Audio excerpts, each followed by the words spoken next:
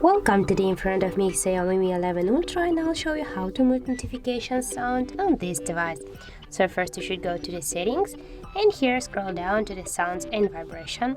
Now just as can you see here, we have now the notifications panel. Just to disable the volume, and so we'll go right here to the notification section.